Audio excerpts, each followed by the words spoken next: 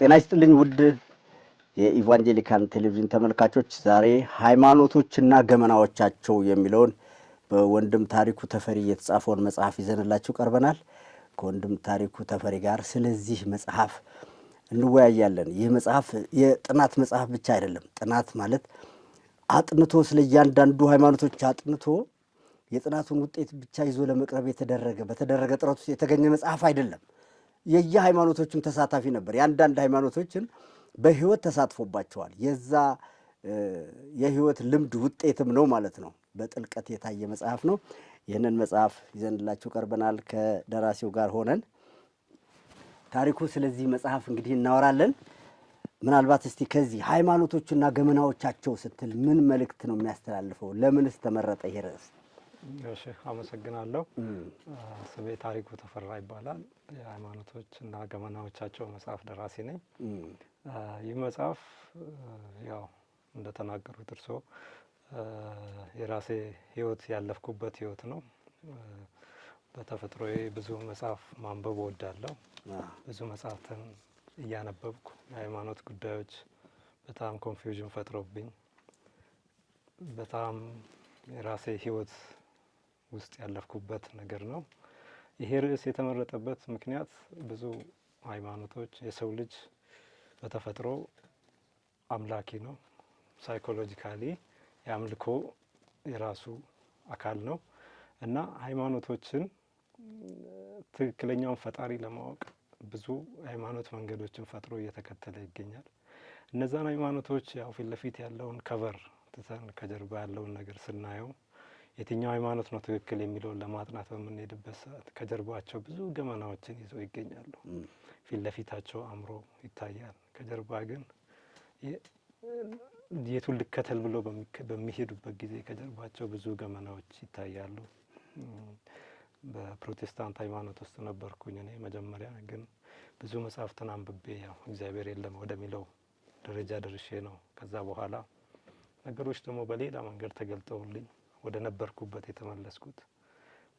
ብዙዎች የራስ የጸጉር ጽንጥቀት የምታክል ቀዳዳን ለመሸፈን ተብሎ ግን ሌሎች ጋር ዋሻ የሚያካክሉ ስንጥቀቶች የታዩበት ብዙ ገመናዎች ያየሁበት ለብዙ ሰዎች ትምህርት ይሆናል በሚል ነው ይሄ የተጻፈው። ብዙ ገመና አለ ከጀርባ ብዙዎች ጋር እና የሁሉንም ሃይማኖቶች ነው ለራሴ ትክክለኛውን ሃይማኖት ለመምረጥ ባደረኩት ጥረት ስለነበረ ለማንም አድሎ ሳላደርግ ነው ሁሉንም ነገር ያጠናሁት ማለት ነው። በዛ ምክንያት ነው ይሄ ርዕስ የተመረጠው። ውዝግብ ውስጥ ገባሁ ነው የምትለው? መጀመሪያ በዚህ የወንጌል አማኝ ሆንክ፣ ከዛ በኋላ እንደገና ደግሞ ያልተመለሱ ጥያቄዎች አሉኝ በሚል ተወዛገብክ እና የዛ ውዝግብ ውጤትም ነው ማለት ይቻላል ይሄ መጽሐፍ። ስለዚህ ከውዝግቡ ተጠቅመሃል ማለት ነው አይደለም? ውዝግቡ ያው ለጊዜው እኔም ቢያስጨንቀኝም ብዙ ነገሮችን እንዳጠና ምክንያት ቢሆነኝም ግን ለብዙዎች በረከት የሆነ መጽሐፍ ነው። ነገም ከኔ በኋላ ሌሎች እንዳይወዛገቡ የሚያደርግ መጽሐፍ ነው። ጀስት ለትንሽ ነገር ተብሎ ሌላ ከባድ ነገሮች ውስጥ ከመገባት ሰዎችን የሚያድን ነው ብዬ ነው የማምነው። እንደ መጽሐፍ እንደዛ ነው። አሁን ለምሳሌ ቀደምም ስናወራ አንዳንድ ጊዜ ውዝግቦች የራሳቸውን መልካም ነገር ይዘው እንደሚመጡ የጴጥሮስ ውዝግብ ከሱ አልፎ ለኛ ህይወት እንደሆነን፣ ምክንያቱም የጌታ ቸርነትና ምሕረት እየተከተለን ከውዝግብ ባወጣን መጠን የምናየው አዲስ ዓለም አለና ከዚህ ውዝግብ አንተ ሙሉ ለሙሉ አተረፍኩ ትላለህ ወይስ ወደቅኩ ትላለህ? ማለት ቆሰልኩ ትላለህ ወይስ አተረፍኩ ነው የምትለው? ይሄ መጽሐፍ እንደሚናገረው እንግዲህ ካንተ አልፎ ለሌሎች የሚተርፍ ስለ ሃይማኖቶችና ገመናዎቻቸው መጽሐፍ ስለቻልክ ይህችን ነገር በደንብ እንድታጠራልኝ ነው። ውዝግቦች አይጠቅሙም ወይ አልጠቀሙህም ወይ? ጠቃሚ ናቸው ማለት ባይቻል እንኳን ማለት ነው። ያው ውዝግቦች ለጊዜው ያቆስላሉ። ሰው ሚሞሪ ይበላል፣ ጊዜ ይበላል። ውዝግቡ ማለት ከባድ ነገር ነው። ግን የውዝግቡ ውጤት ደግሞ በረከት ነው። ለራሴም ለሌላውም ሰው በረከት ነው። ጴጥሮስ እዛ ጋር ባይወዛገብ ኖሮ ብዙ ጥያቄዎች በውዝግብ አንስቷል። እነዛ ውዝግቦች ግን ለዛሬ ብዙ ትምህርት ሰጥተው ነው። እነ ቶማስም ጴጥሮስ ብዙ ሰዎች በተወዛገቡበት ወቅት ለኢየሱስ ባነሱበት ጥያቄዎች ሁሉ ኢየሱስ የመለሳቸው መልሶች ዛሬ ብዙ ትምህርት ሰጥተው ነው። እነዛን ነገሮች ዛሬ ስህተቶች አንደግመው ጀስት ስለተመለሰ ማለት ነው። እና እኔም በዚህ ዘመን ላይ ያሉትን የአብዛኛው የትውልዱ በተለያየ አቅጣጫ የሚነሱ ነገሮች አሉ። የኢንፎርሜሽን ዘመን ስለሆነ ከተለያየ አቅጣጫ የሚነሱ አወዛጋቢ ነገሮች አሉ። እነሱን ነገሮች ነው አድሬስ ያደረኳቸው ጀስት ለሰዎች ነገ እኔ በወደኩበት ነገር ላይ እንዳይወድቁ ያደርጋቸዋል። ከዘመኑ ጋር ተያይዘው እየመጡ ያሉ አወዛጋቢ ነገሮችን በጥሩ ሁኔታ አስቀድሞ መመለስ የተቻለበት መጽሐፍ ነው። አዎ ስለ ውዝግቦች አሁን ለምሳሌ ስትወዛገብ ብዙ ነገር ፈተሽክ፣ ብዙ ነገር ስትፈትሽ 5 ትላልቅ የሃይማኖት እናቶች ወይም አንጓዎች የሚባሉትን አገኘ። እነሱንም ዝርዝራቸዋል አይደለም? አሁን ለምሳሌ እዚህ ላይ ምናል የአብርሃም ሃይማኖቶች አሉ፣ የህንድ ሃይማኖቶች፣ የምስራቅ ኤዚያ ሃይማኖቶች፣ የኢራን ሃይማኖቶች፣ በየሀገራቱ ውስጥ በየማህበረሰቡ የተወሰኑ ባህላዊ ሃይማኖቶች በሚባሉ በ5 ይከፈላሉ ብላል። እነኛ ሃይማኖቶች ደግሞ እያንዳንዳቸው ደግሞ የየራሳቸው ቅርንጫፍ አላቸው። ለምሳሌ ክርስትናው ከአብርሃም ሃይማኖት ሲገኝ፣ እስልምናው፣ ጁዲዝሙ እንደዚሁ ሁሉ ሌሎቹም እንደዚሁ የየራሳቸውን አንጓ ሃይማኖቶች ሲፈጥሩ ወደ 13 ይጠቃለላሉ 5ቱ። ከዚህ ቀጥሎ ደግሞ ወደ 4300 ያህል ጠቅሳቸዋል። 4300 ያህል ሃይማኖቶች አሉ።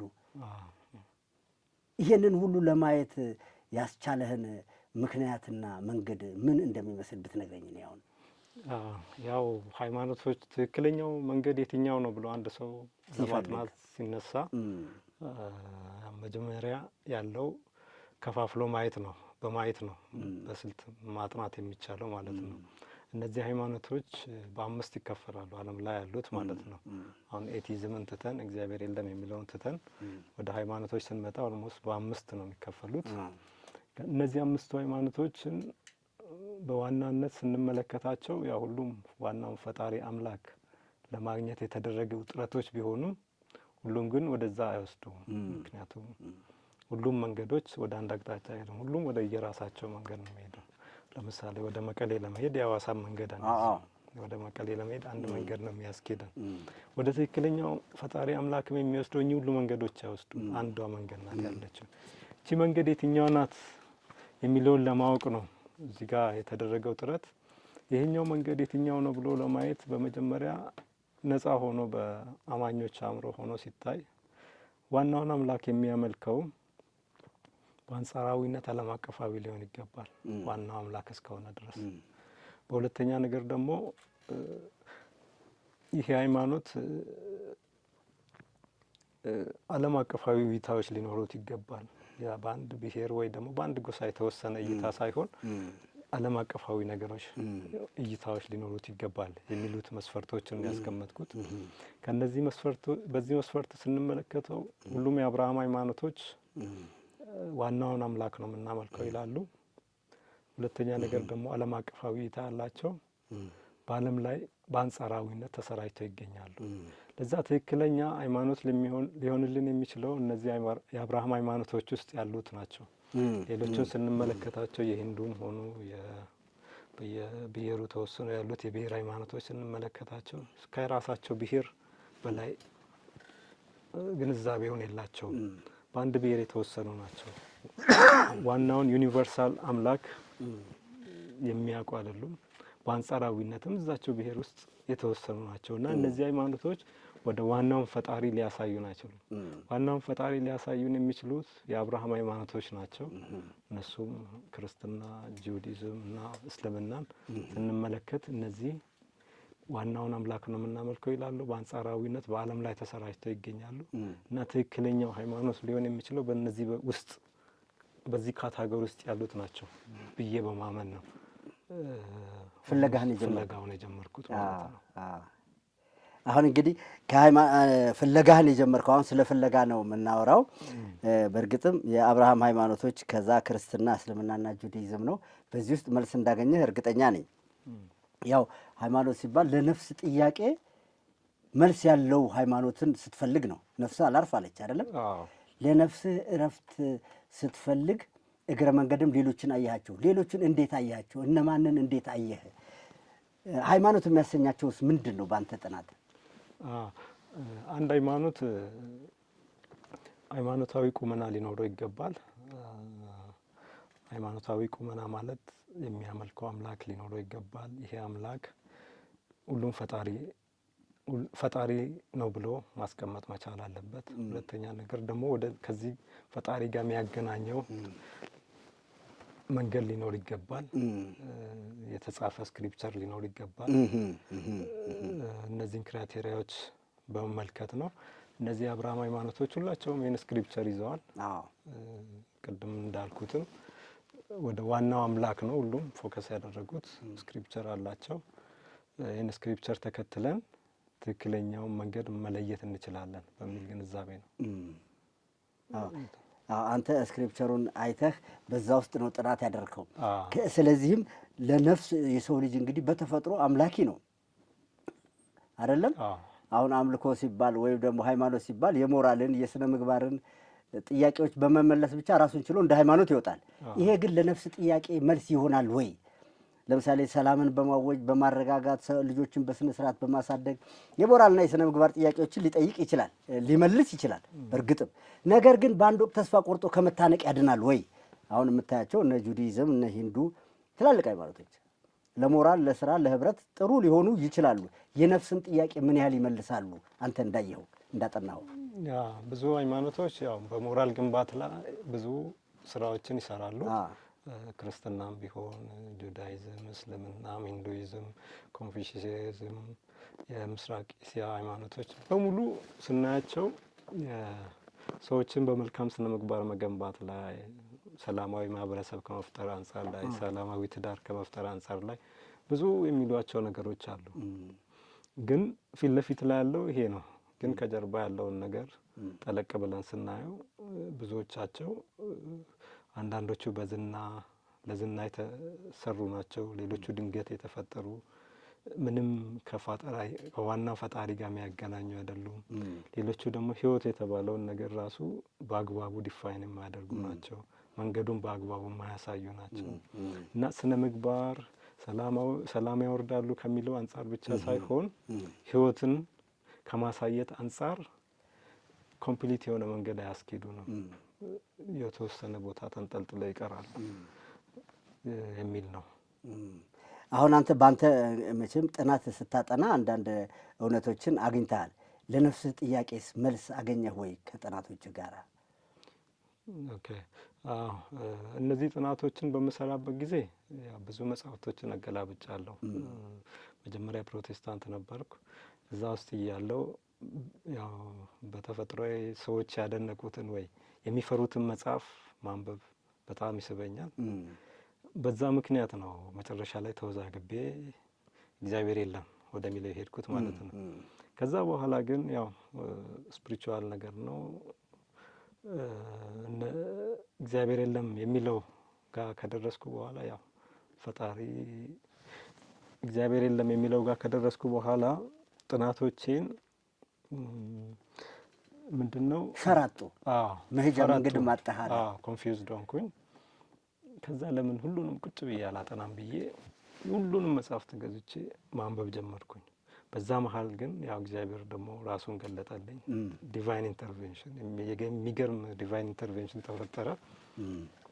በኋላ በዝርዝር ልናገር እችላለሁ። ያ ዲቫይን ኢንተርቬንሽን ይሄን ነገር አስቆመኝ።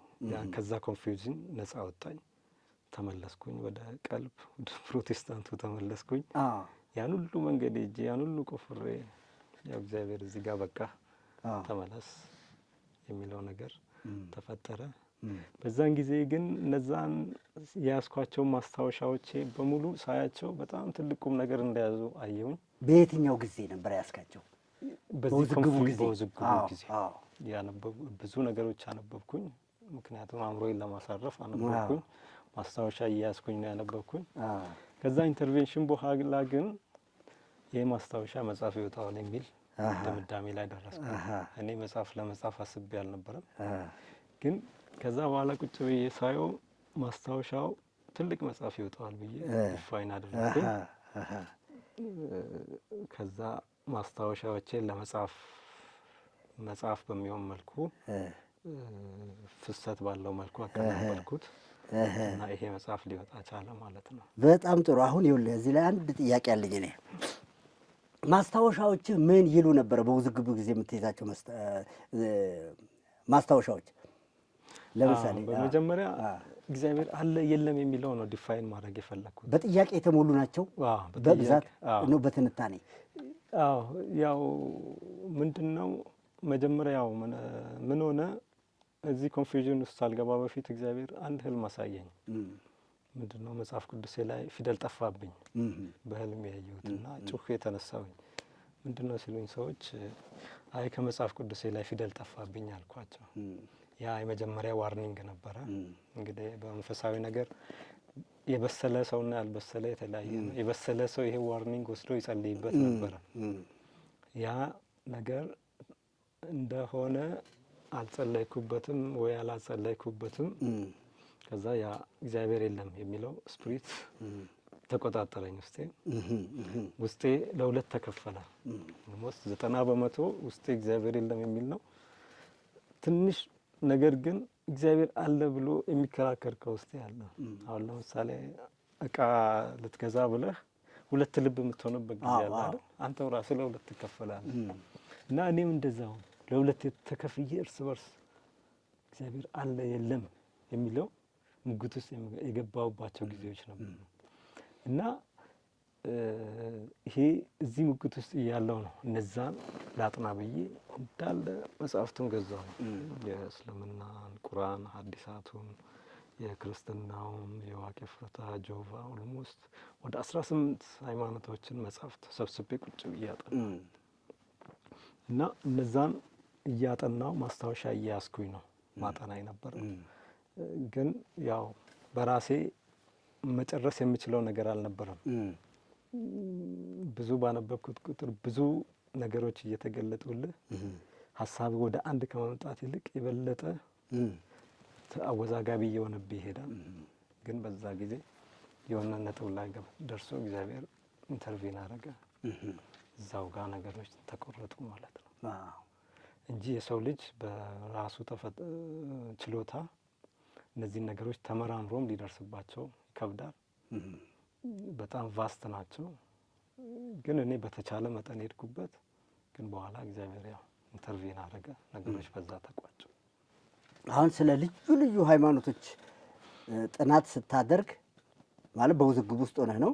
የጥያቄ ማስታወሻዎች ነበሩ። ማስታወሻዎቹ በጥያቄ የተሞሉ ነበሩ። እነኛ ጥያቄዎች አሁን ተመልሰውልሃል? በአሁኑ ጊዜ ተመልሰዋል። አሁን ስለዚህ ይሄ መጽሐፍ የተጻፈው ለጥያቄው መልስ በሆነ ሀሳብ የተሞላ ነው ማለት ነው። የተረጋጋህበት የምትታመንበት ነው ማለት ነው። ይህን በተመለከተ እስቲ አብራራልኝ። ጥያቄዎቹ ለምሳሌ እዛ ማስታወሻ ላይ ያሉትን ጥያቄዎች በየትኛውም የጥናት አቅም ልትመልሳቸው እንደማትችል ተሰምቶ ነበር? ሲጀምራቸው መልሳለሁ ብዬ ሲጀምር እንደዛ ነበር። በኋላ በመጀመሪያ እግዚአብሔር አለ የለም የሚለውን መፍታት አለብኝ። ከዛ እግዚአብሔር አለ ፈጣሪ አለ ከሆነ ፈጣሪ ያለው በቁርአን ነው፣ በመጽሐፍ ቅዱስ ነው፣ በሞርሞኒዝም መንገድ ነው፣ በየትኛው መንገድ ነው የሚለውን ደግሞ ሁለተኛው ጥያቄ ነው። የመጀመሪያው ፈጣሪ አለ የለም አለ የሚለው ኮንክሉዥን ላይ ከተደረሰ በኋላ ደግሞ በየትኛው መንገድ ነው መጽሐፍ ቅዱስ ነው ካልን ደግሞ መጽሐፍ ቅዱስ የያዙት ብዙ ናቸው። ኦርቶዶክስ፣ ካቶሊክ፣ ፕሮቴስታንት፣ አድቬንቲስት፣ ጆቫ፣ ሐዋርያት ብዙ መዘርዘር ይቻላል። በየትኛው ነው የሚለው ደግሞ ሶስተኛ ጥያቄ ነው የሚሆነው።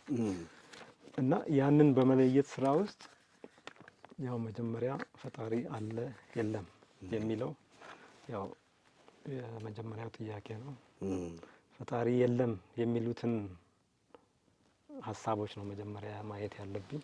ፈጣሪ የለም ያሉት ሰዎች በምን ላይ ተመርኩዘው ነው? ፈጣሪ አለ የሚሉት ሰዎችስ በምን ላይ ተመርኩዘው ነው? ከራሴ ልምድሳ ፈጣሪ አለ የለም እንደዚህ በመመልከት ነገሮችን ከልምድም ፈጣሪ አለ የለም ለስብና ነገር አለ የለም በዚህ ዓለም ላይ በአካባቢያችን የምናየው ሰዎች ከምን ተነስተው ነው ጥንቆላ የሚሰሩት፣ አስማት የሚሰሩት? በየአካባቢያችን በህልም ምንድነው ትክክለኛ ህልሞች ከየት ነው የመጡት? ምንጫቸው ምንድነው? በህልም አይተን የሆነ ነገር ሲሆን ይሄ ነገር ይሄ እውቀት ከየት መጣ? እነዚህ ለስብና ነገሮች ከየት ሊመጡ ይችላሉ? አርኪኦሎጂካል ፋይንዲንጎች ኢየሱስ የተቀበረበት ኢየሱስ እንትን ያለበት መሐመድ እንትን ያደረገበት ብዙ ተአምራዊ ነገሮች የተሰሩባቸው ቦታዎች አሉ። እነዚህ አርኪኦሎጂካል ቅርሶች ምን ያሳያሉ? እውነታን ነው ወይስ ኤቲስቶች እንደሚሉት ልቦለድ ነገሮች ነው? እነዛን ነገሮች ቁጭ ብለን ስንመረምር የፈጣሪ መኖር ያሳዩናል። በዛ ላይ ደግሞ ፈጣሪ የለም የሚሉት አመለካከቶች ከየት መጡ ብለን ስንመለከተው መሰረታቸው የኢቮሉሽን ጽንሰ ሀሳቦች፣ የአመክንዮዎች፣ ቁስ አካላዊነት፣ የሳይንቲዝም ፍልስፍናዎችን፣ የቢግ ባንግ ጽንሰ ሀሳቦችን እነዚህ ፈጣሪ የለም የሚሉት ጽንሰ ሀሳቦችንም ስንመረምር ድሮ ለማርክ ብለን ያጠናናቸው ጽንሰ ሀሳቦች አሉ። እዛ ጋር ያው አስተማሪ ኤክስ እንዳያደርግብን ስንል ኢቮሉሽንን ሀሳብ በደንብ ተንትነን እንገልጻለን፣ ቢግ ባንግን ተንትነን እንገልጻለን። ዛሬ ግን ማርክ ጉዳይ በሌለበትና በንጹህ አእምሮ ስንመለከታቸው ኢቮሉሽን እውነት ነው፣ እውነት አይደለም፣ ቢግ ባንግ እውነት ነው፣ አመክንዮዎች እየቀረቡ ያሉት እውነት ናቸው፣ ቁስ አካላዊነት ትክክል ነው፣ ትክክል አይደለም ብለን በንጹህ አእምሮ ምንም ተጽዕኖ በሌለበት ሁኔታ ስንመለከታቸው ብዙ ክፍተቶችን እናገኛለን። አንደኛ የነዚህ ክፍተቶች የኤቲዝም የተመሰረተባቸው ጽንሰ ሀሳቦች ክፍተቶችን ብዙ ነገር እናያለን። ሁለተኛ ነገር ደግሞ እዚህ ጋር አማኞች የሚሉት ነገር ሌላ ስብዕና ያለው አካል አለ የሚለውን ነገር ሁለቱ የፈጣሪን አምላክ መኖር ያሳዩናል ማለት ነው።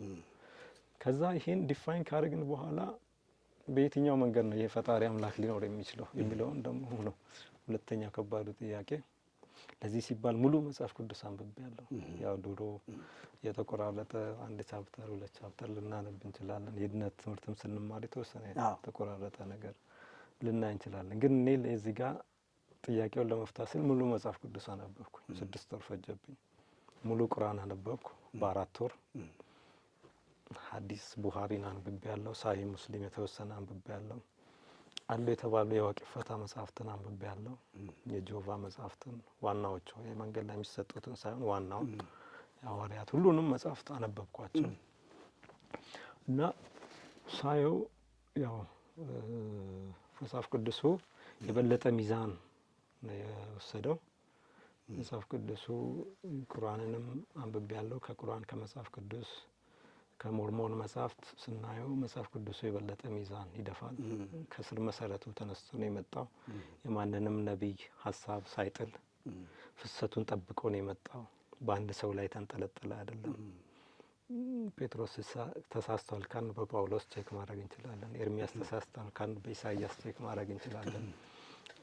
እያንዳንዱ ነቢያት በዚህ መጽሐፍ ቅዱሱ በተጻፈበት 1500 ዓመት ውስጥ ፍሰቶችን ጠብቀው ነው የመጡት። ማንም ቢሳሳት ተሳስቶ ገደል ይዞን ሊገባ አይችልም። ቼክ እንደ ባላንስ አለ። ፍሰቶችን አንዱን ሳይጥል የመጣ ነው። በዛ ምክንያት መጽሐፍ ቅዱሱን ከቁርአኑ የበለጠ ሚዛን ደፋብኝ። እዛ መጽሐፍ ቅዱሱ ነው ትክክል ብዬ ወሰድኩት። እዛ የሞርሞንና የቁርአን ስታየው በአንድ ሰው ላይ ተንጠለጠሉ ናቸው። እዚህ ጋር ግን አንድ ሰው ላይ አይደለም። ማንም እዚህ ጋር ከመንገድ ቢወጣ መንገድ ወጥተሃል ክሮስ ቼክ የሚደረግበት ግልጽነት ያለበት አሰራር ነው መጽሐፍ ቅዱሱ። መጽሐፍ ቅዱሱ ላይ የተጠቀሱትን ብዙ ትንቢቶች ብዙ ታሪካዊ ነገሮችንም ስናይ ሪሊ አካል ያሉ ነገሮች ናቸው። በአርኪኦሎጂም በጥናትም የተደረሰባቸው ነገሮች ናቸው። በዛ ምክንያት መጽሐፍ ቅዱሱ ነው ትክክለኛ የሚለው ወደዛ መጣሁኝ ማለት ነው። መጽሐፍ ቅዱሱ ጋር ከመጣ በኋላ ደግሞ የትኛው መንገድ ነው መጽሐፍ ቅዱስን ከያዙት ውስጥ እነማን ናቸው? የትኛው መንገድ ነው ትክክል ወደሚለው ነው ቀጣዩ ጥያቄ የሚሆነው። እዚህ ጋር አሁን ቀለል እያለ ይመጣል። ምክንያቱም በመኖሩ ተማምናል። በመጽሐፍ ቅዱሱ መሰረት ላይ ስለምዳኛቸው አሁን እዚህ ጋር ቀለል ይላል። እነዛ የመጀመሪያ ሁለቱ ከባዶች ናቸው። ፈጣሪ አለ የለም እና ፈጣሪ ያለው በየትኛው መጽሐፍ በኩል ነው የሚለው ሁለቱ ከባድ ናቸው። እዚህ ጋር ግን ስንመጣ መጽሐፍ ቅዱስ ስለሆነ ዳኛው ቀላል ነው። የሃይማኖቶቹን ልዩነት አወጣው። ኦርቶዶክስ ከፕሮቴስታንት በምን ትለያለች? ፕሮቴስታንት ከጆቫ በምን ይለያል? ሐዋርያት በምን ይለያሉ? ልዩነት ነጥቦቻቸውን ያስኩኝ። ከዛ በመጽሐፍ ቅዱስ አንጻር ዳኛዋቸው። ቁጭ ብዬ ሳያቸው ጥቅሶችን ብዙዎቹን ያው ሙሉ መጽሐፍ ቅዱስን ስላነበብኩኝ ነገሮችን እያያያዝኩኝ በደንብ ሳያቸው የፕሮቴስታንት መንገድ ፐርፌክት እንደሆነ አንደርስታንድ አደረግኩኝ። መጽሐፏ ላይ በጣም በዝርዝር ተገልጿል። ኦርቶዶክስ ምኑ ጋ ነው የሳተችው? ካቶሊክ ምኑ ጋ ነው የሳተችው? ጆቫ ምኑ ጋ ነው የሳተው? ሐዋርያት ምኑ ጋ ነው የሳተው የሚለውን ነገር በደንብ አወጣሁኝ።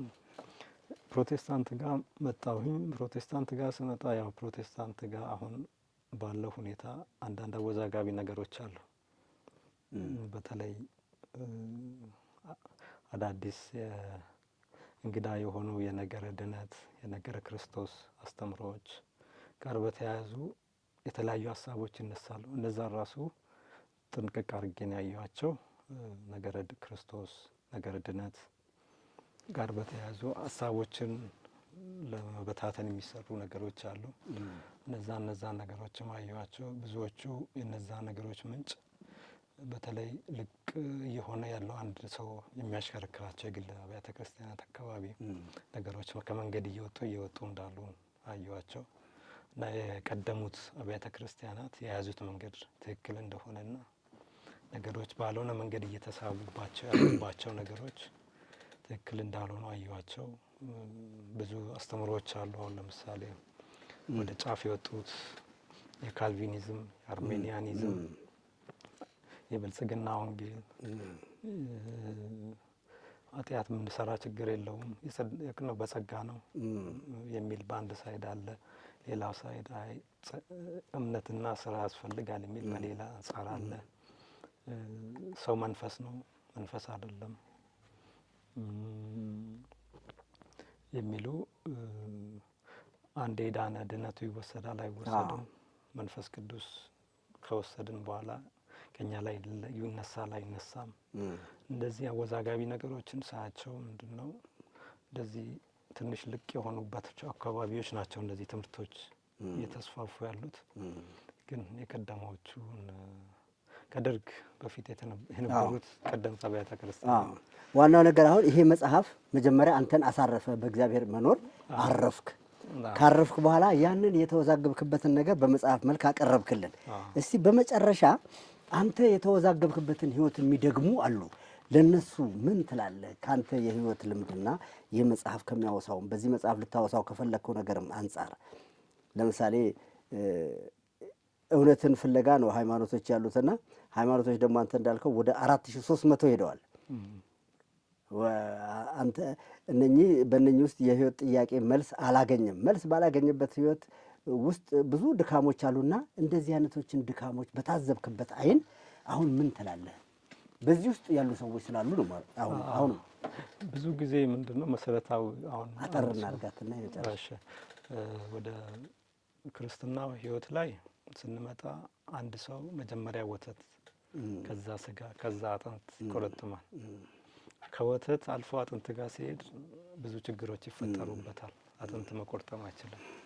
ያን አጥንት ሲቆረጥማለሁ ሲል ብዙ ችግሮች ይፈጠሩበታል። አሁን ምንድነው ባልበሰልክበት ሁኔታ ከባድ ነገሮችን ስታነብ ለብዙ ምስቅልቅሎች ትጋለጣለህ። አሁን በባዶ ሆድ ጠጅ የጠጣ ሰው እና ቁርጥ በልቶ ጠጅ የጠጣ ሰው አንድ አይደለም። ሬዚስት ማድረግ አለ። አይ ይሄ እኮ እንደዚህ ነው ማለት ትችላለህ።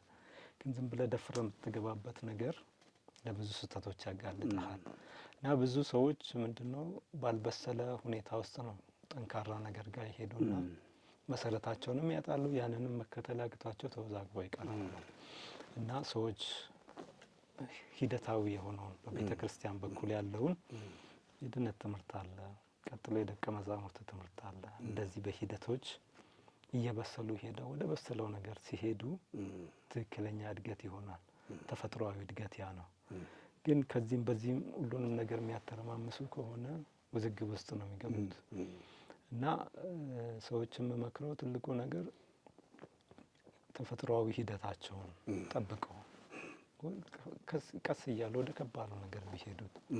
ሁለተኛ ነገር ደግሞ እዚህ ጋር ስንጥቀት ጸጉር የምታክል ስንጥቀት ለመድፈን ተብሎ እዛ ጋር ሸለቆ የሚያክል ነገር ውስጥ ነው የሚወድቁት እና እዚህ ጋር ያልተመለሱ አንዳንድ ልዕለ ስብዕና እውቀቶች አሉ።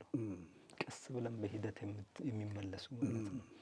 ያችን ትንሿን ነገር ለመመለስ ተብሎ ያልሆነ ነገር ውስጥ ሊገባ ይችላል እና እኔ ያየኋቸው በቃ በጣም ብዙ ገመናዎች ናቸው ከጀርባቸው ያለው ብዙ ሃይማኖቶች ፊት ለፊት ላይ እንደሚነገረን አይደለም። በጣም አመሰግናለሁ። በመሰረቱ አሁን ላንተ ጥያቄ የመጀመሪያው ጥያቄ መልስ የሆነው መጽሐፍ ቅዱስን በሚገባ መረዳትህ ነው። ስለዚህ መጽሐፍ ቅዱስ የውዝግቦች ሁሉ መፍትሄ መልስ የሚሰጥ አንዱ ከሌላው ጋር የሚመሳከርና የራሱን እውነት ይሄ ብቻ ደግሞ አይደለም፣ በመንፈስ ቅዱስ ኃይል እውነታውን ማስረዳት የሚችል ነው። እውነታውን ማስረዳት የሚችል ተዝቆ የማያልቅ ጥበብ ነውና የተወዛገቡ ሰዎች ካንተ ሕይወትና ካለፍክበት ተሞክሮ ይህንን መጽሐፍ በማንበብ እንዲማሩ እንመኛለን። ውድ የኢቫንጀሊካን ቴሌቪዥን ተመልካቾች ሃይማኖቶችና ገመናዎቻቸው ብዙ ምስጢሮች ይዘዋል። ብዙ የሚያስገርሙና የሚያነጋግሩ ሀሳቦችን ይዟል። ሰዓት ወስኖን ነው ይህንን መጽሐፍ አይታችሁ እያነበባችሁ የራሳችሁን ሀሳብ ማንሳት ትችላላችሁ፣ መወያየት ትችላላችሁ። የዚህ ፕሮግራም አዘጋጅ እኔ ዓለምሸት ሞገስ፣ ፕሮዲውሰሩ ተስፋዬ ካሳሁን። ሳምንት እስክንገናኝ ድረስ ሰላም ለእናንተ ይሁን።